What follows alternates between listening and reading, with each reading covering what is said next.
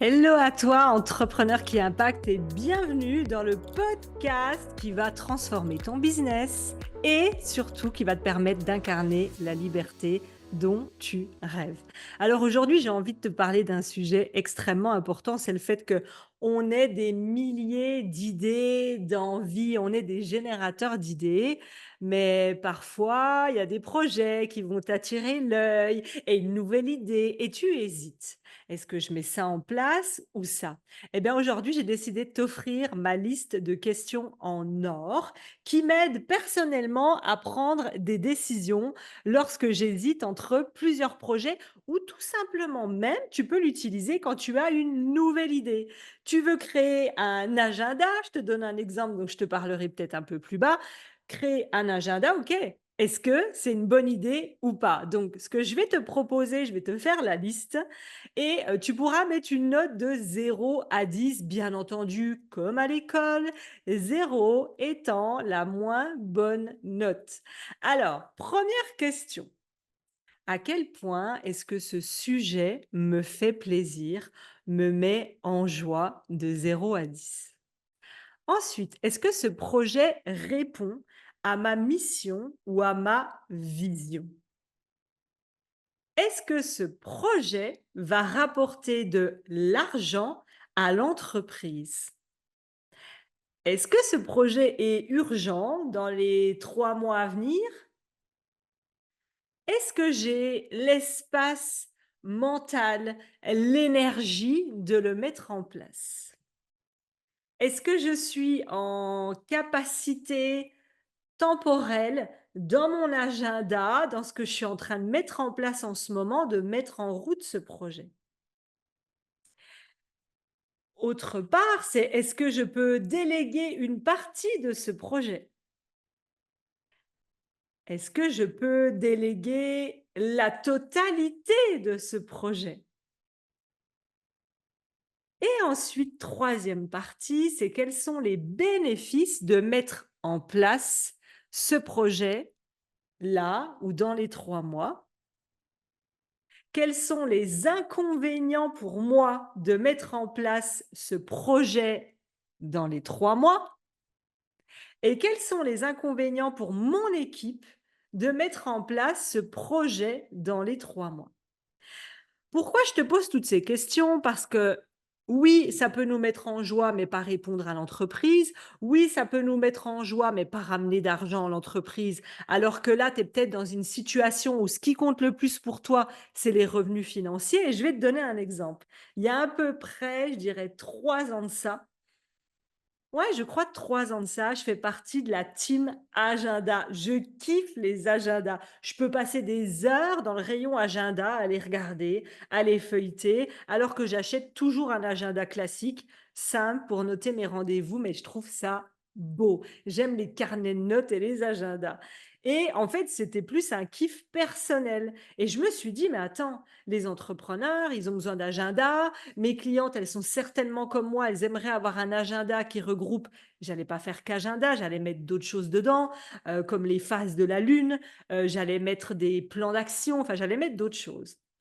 Et en fait, je me suis dit que oui, ça me met en joie, oui, ça me fait kiffer, oui, je peux en déléguer une partie, mais là actuellement, l'équipe est déjà prise par un lancement, un challenge, l'équipe est déjà bookée. Et en réalité, je me suis dit: «Est-ce que ça va rapporter de l'argent à l'entreprise?»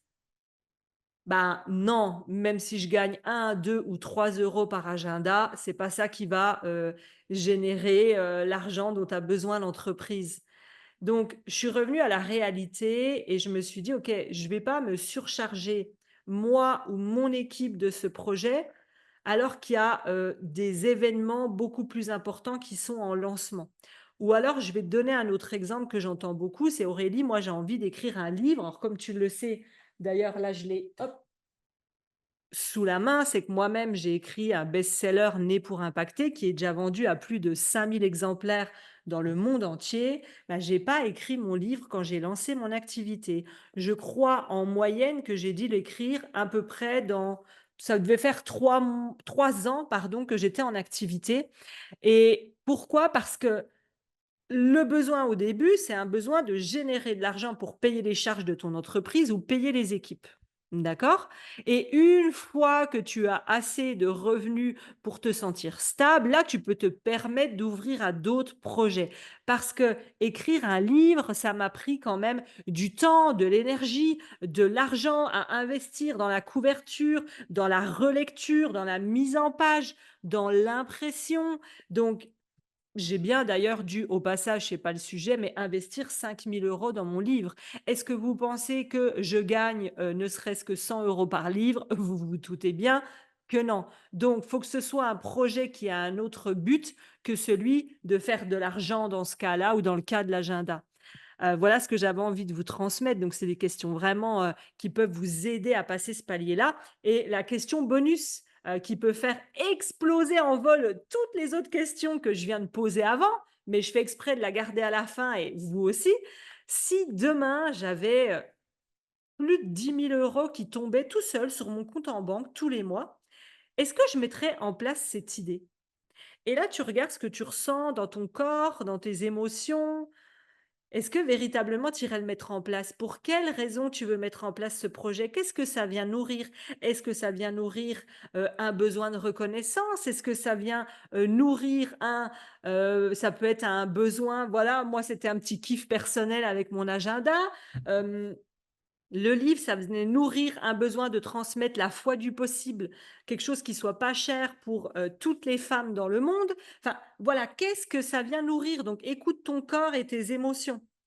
Cette liste de questions, si tu prends le temps d'y répondre avec sincérité, tu vas assez vite voir qu'elles vont te permettre de faire des choix, concrets, efficaces pour que tu fasses le choix de mettre en place un projet. Est-ce que c'est le bon moment? Pas le bon moment? Est-ce que je délègue? Est-ce que je délègue pas? À toi de choisir. En tout cas, que j'espère que ça t'aura permis vraiment de poser les choses et de te dire que ce n'est pas parce que je ne mets pas en place ce projet-là, ce mois-là, qu'il est définitivement perdu ou à la poubelle. Tu peux le noter dans un classeur dans les mois à venir et tu y reviendras.